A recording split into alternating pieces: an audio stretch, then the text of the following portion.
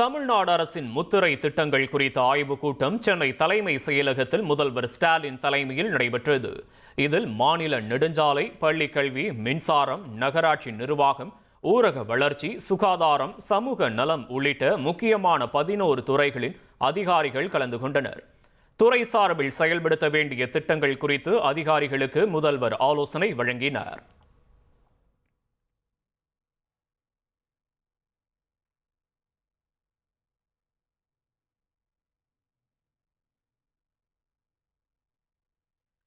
திருவண்ணாமலை மாவட்டம் ஆரணி புதுப்பாளையம் கிராமத்தில் உள்ள கோயில் நிலத்தில் ஊராட்சி மன்ற அலுவலக கட்டடம் கட்டும் பணிகளை தொடரக்கூடாது என சென்னை உயர்நீதிமன்றம் இடைக்கால உத்தரவு பிறப்பித்துள்ளது.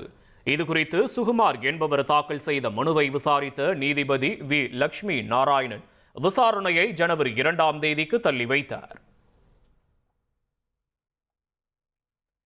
ஈரோடு மாவட்டம் அந்தியூர் அருகே 2 பைக்குகள் நேருக்கு நேர் மோதிய விபத்தில் வேட்டை தடுப்பு காவலர் உட்பட 2 பேர் பரிதாபமாக உயிரிழந்தனர்.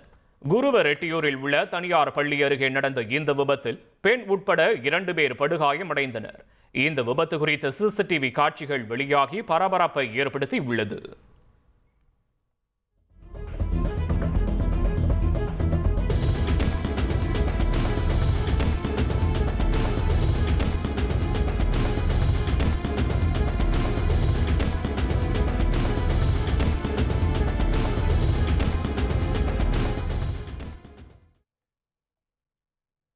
நெல்லை உருடையான் குடியிருப்பு பகுதியில் பைக்கில் சென்றபோது பெண்ணை இடித்ததாக இரு தரப்பினருடைய எழுந்த மோதல் சம்பவத்தில் குற்றவாளிகளை கைது செய்ய கோரி ஒரு தரப்பினர் தர்ணா போராட்டத்தில் ஈடுபட்டதால் பரபரப்பு ஏற்பட்டது.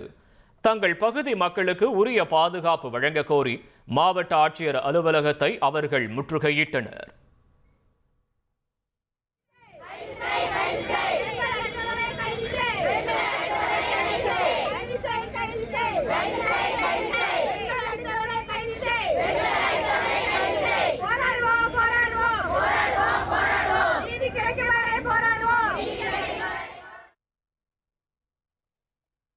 கோவை மாவட்ட ஆட்சியர் அலுவலகத்திற்கு 19வது முறையாக இமெயில் மூலம் வெடிகுண்டு மிரட்டல் விடுக்கப்பட்ட சம்பவம் பரபரப்பை ஏற்படுத்தியுள்ளது. இதனையடுத்து ஆட்சியர் அலுவலகம் முழுவதும் வெடிகுண்டு தடுப்பு பிரிவு போலீசார் சோதனை நடத்தினர். இதில் வெடிகுண்டு எதுவும் சிக்காததால் புரளி என உறுதி செய்யப்பட்டது. ஓசூர் சாணமாவு வனப்பகுதியில் 70 காட்டு யானைகள் சுற்றி திரிவதால் பொதுமக்கள், விவசாயிகள் பாதுகாப்பாக இருக்க வனத்துறை எச்சரிக்கை விடுத்துள்ளது. கர்நாடகாவிலிருந்து இடம்பெயர்ந்து வந்த இந்த யானைகள் ஊடே துர்கம், தேன்கனி கோட்டை வனப்பகுதிகளில் முகாமிட்டுள்ளன. இதனால் சாணமாவு, பீர்ஜேப்பள்ளி, நாய்க்கனப்பள்ளி சுற்றுவட்டார மக்கள் எச்சரிக்கையுடன் இருக்குமாறு அறிவுறுத்தப்பட்டுள்ளது.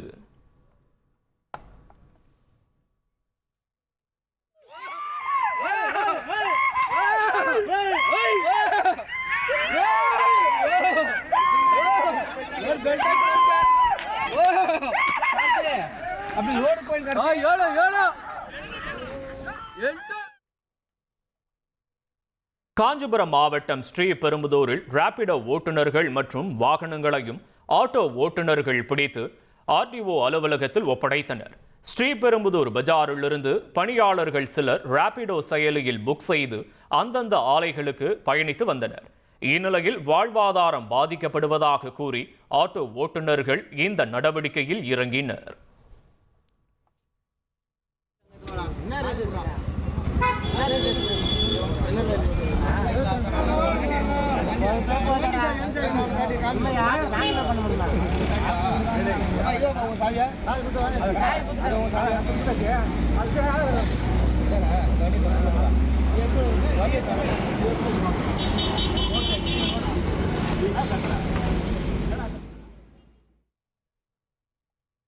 இரண்டு நாள் பயணமாக டெல்லி சென்றுள்ள பீகார் முதல்வர் நிதிஷ்குமார் பிரதமர் மோடியை அவரது இல்லத்தில் சந்தித்தார்.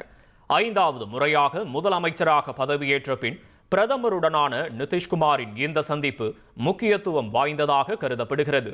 நிதிஷ்குமாருடன் துணை முதல்வர் சாம்ராட் சௌத்ரியும் இருந்தார். பீகாரின் வளர்ச்சி திட்டங்கள், நிதி ஒதுக்கீடு குறித்து கோரிக்கை விடுத்துள்ளதாகவும் நிதிஷ்குமார் தரப்பில் தெரிவிக்கப்பட்டுள்ளது. நியூசிலாந்து பிரதமர் கிறிஸ்டோபர் லக்சனுடன் தொலைபேசியில் உரையாடினார் பிரதமர் மோடி. இரு நாடுகளுடைய தடையில்லா வர்த்தக ஒப்பந்தம் நிறைவு பெற்றுள்ளதாக இரு நாட்டு தலைவர்களுக்கும் கூட்டாக அறிவித்துள்ளார். கேரள மாநிலம் பத்தனம்திட்டா அருகே ஐயப்ப பக்தர்களின் பேருந்து கட்டுப்பாட்டை இழந்து சாலையோரத்தில் நின்ற வாகனங்கள் மீது மோதியது. விபத்தில் 10 பேர் படுகாயமடைந்த நிலையில் பதற வைக்கும் சிசிடிவி காட்சிகள் வெளியாகியுள்ளன.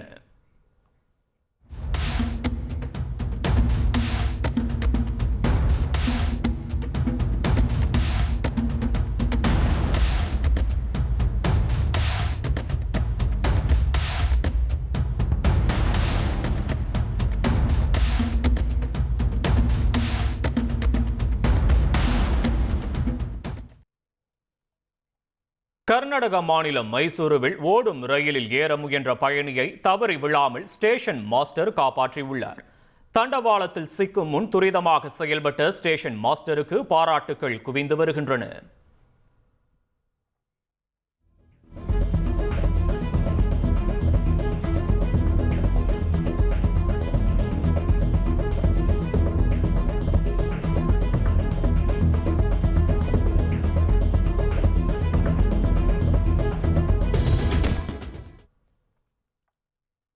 உத்தரப்பிரதேசத்தில் மகளை பள்ளியில் விடுவதற்காக வந்த தந்தை பள்ளி வளாகத்தில் மாரடைப்பால் உயிரிழந்த சம்பவம் சோகத்தை ஏற்படுத்தியுள்ளது. மகளை பள்ளிக்கு அனுப்பி வைத்துவிட்டு திரும்பும்போது திடீரென பள்ளியின் நுழைவு வாயிலில் நெஞ்சை பிடித்தபடி தரையில் சரிந்து உயிரிழந்தார். நேஷனல் ஹெரால்டு வழக்கில் குற்றப்பத்திரிகையை பரிசீலிக்க மறுத்த சிறப்பு நீதிமன்ற உத்தரவை எதிர்த்து அமலாக்கத்துறை தாக்கல் செய்திருந்த மேல்முறையீடு மனு குறித்து பதிலளிக்க காங்கிரஸ் மூத்த தலைவர்களான சோனியா காந்தி மற்றும் ராகுல் காந்திக்கு டெல்லி உயர்நீதிமன்றம் நோட்டீஸ் அனுப்பியுள்ளது. டெல்லி உயர்நீதிமன்ற நீதிபதி ரவீந்திர துதேஜா முன்பு இந்த மனு விசாரணைக்கு வந்த நிலையில் இந்த உத்தரவை பிறப்பித்துள்ளார். இந்தோனேஷியாவின் சுமத்ரா தீவில் வெள்ளத்தால் பாதிக்கப்பட்டவர்களுக்காக படாங் நகர மக்கள் சார்பில் 2000 கிலோ எடையுள்ள மாட்டுறைச்சி தயாரானது. 3 முதல் 6 மாதங்கள் வரை வைத்து சாப்பிடும் வகையில் இறைச்சி தயாரான நிலையில் இதை சமைக்க 6 நாட்கள் ஆனதாக தெரிவிக்கப்பட்டுள்ளது.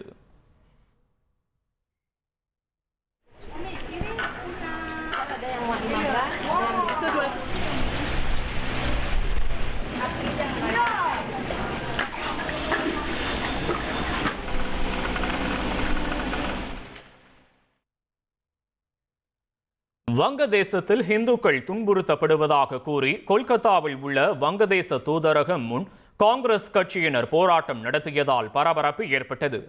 கடந்த 20ஆம் தேதி டெல்லியில் உள்ள வங்கதேச தூதரகம் முன் நடத்தப்பட்ட போராட்டம் இரு நாடுகளுக்கும் இடையே விவாதத்தை ஏற்படுத்திய நிலையில் கொல்கத்தாவிலும் போராட்டம் நடைபெற்றது. அப்போது போலீசாருக்கும் போராட்டக்காரர்களுக்கும் இடையே தள்ளுமுள்ளு ஏற்பட்டதால் பரபரப்பு நிலவியது.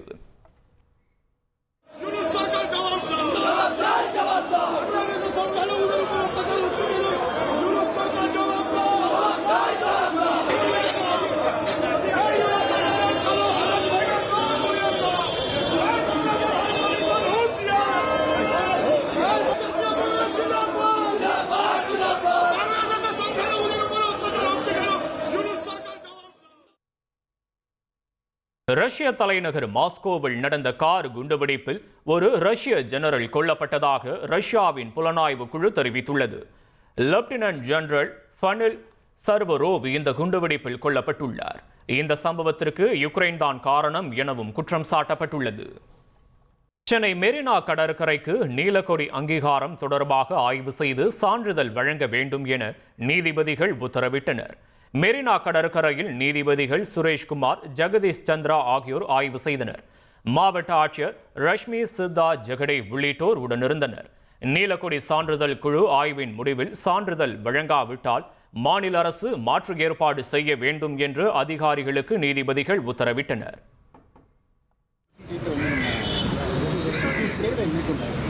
Yes, what will be the exact measurement for the shop? Yes.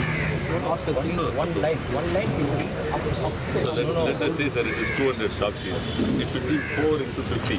shop business, every activity is confined to a limited area.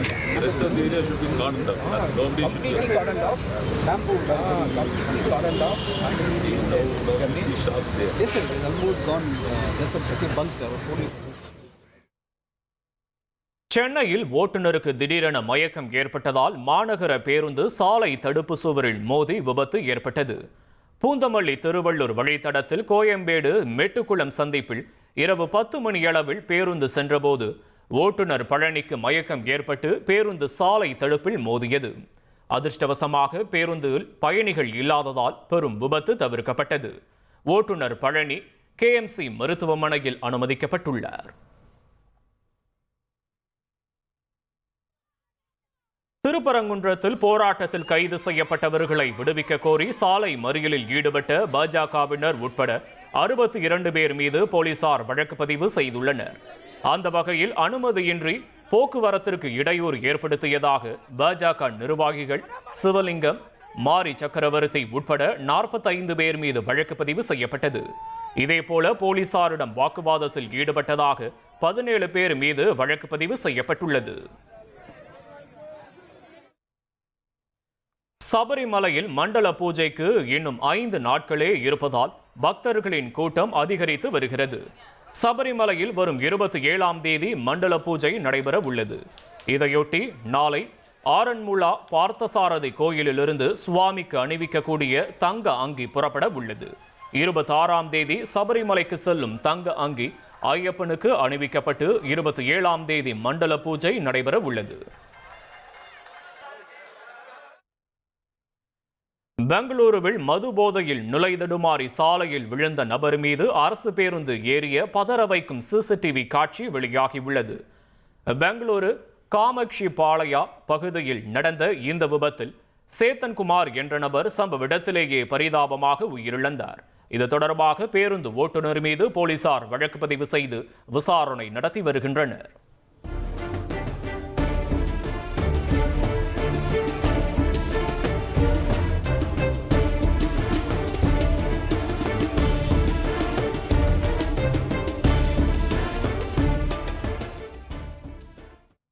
Kerala மாநிலம் கண்ணூரில் ஃபேன்சி கடைக்குள் நுழைந்த திருடன் CCTV கேமரா இருப்பதை கண்டதும் துணியால் தனது முகத்தை மூடிக்கொண்டு CCTV கேமராவை மூடிவிட்டு கைவரிசை காட்டியுள்ள சம்பவம் அரங்கேறி உள்ளது. மேலும் அந்த திருடன் பக்கத்தில் இருந்த பழக்கடையிலும் கைவரிசை காட்டியுள்ளான். இது தொடர்பாக ஃபேன்சி கடை உரிமையாளர் அளித்த புகாரின் பேரில் போலீசார் விசாரணை நடத்தி வருகின்றனர். இந்தியா ஒரு ஹிந்து நாடு என்பதற்கு அரசியலமைப்பு ஒப்புதல் தேவையில்லை என RSS தலைவர் மோகன் பகவத் தெரிவித்துள்ளார். கொல்கத்தாவில் நடைபெற்ற நிகழ்ச்சியில் பேசிய அவர், நாட்டின் கலாச்சார பாரம்பரியம் மற்றும் தங்கள் மூதாதையர்களின் பெருமையை மக்கள் கொண்டாடும் வரை இந்தியா ஒரு ஹிந்து தேசமாகவே இருக்கும் என்றும் குறிப்பிட்டார்.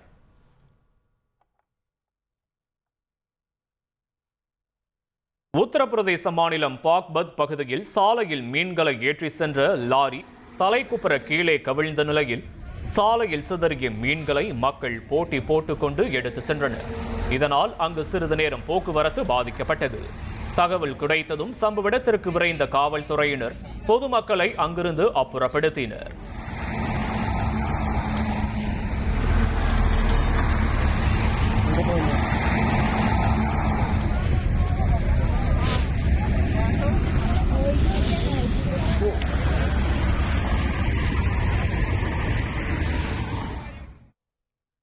சத்தீஸ்கர் மாநிலத்தில் ATMில் வங்கி ஊழியர்கள் பணம் நிரப்பிக் கொண்டிருந்த போது முகத்தில் ரசாயன ஸ்ப்ரே அடித்து பணத்தை கொள்ளையடித்த CCTV காட்சிகள் வெளியாகியுள்ளது.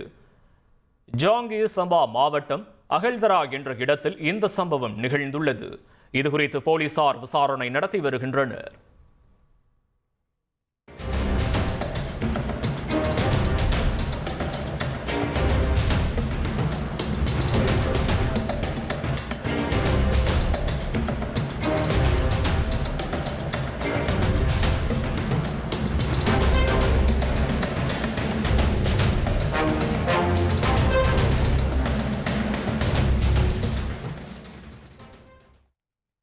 லடாக்கில் கடும் பனிப்பொழிவை தொடர்ந்து பனிக்குவியல்களாக காட்சியளிக்கிறது.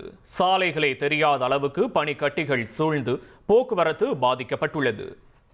சோஜிலா என்ற பகுதியில் கொட்டி கிடக்கும் பனிக்கட்டிகளை அகற்றும் பணியில் எல்லை சாலைகள் அமைப்பு ஈடுபட்டுள்ளது.